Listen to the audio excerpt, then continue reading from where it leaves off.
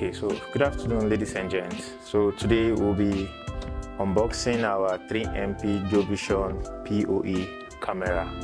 So without wasting much of your time, let's just get to it. So we're unboxing our dome camera. Here we have the manual, and here is our camera, our 3mp dome PoE camera. Here we have where you plug your RJ45 cable. This other plug is for your audio, for it to transmit audio to your NVR. Whereas this one is for your power supply.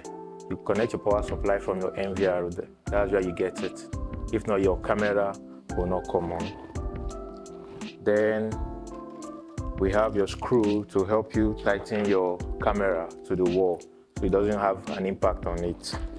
So, and here we have like a cover to shield your RJ45 cable from liquid, water, and all the rest of them. So you can use it to screw it to make it to be very, very tight. So that is just it. Unboxing your 3mp PoE Jovision CCTV. Very, very simple.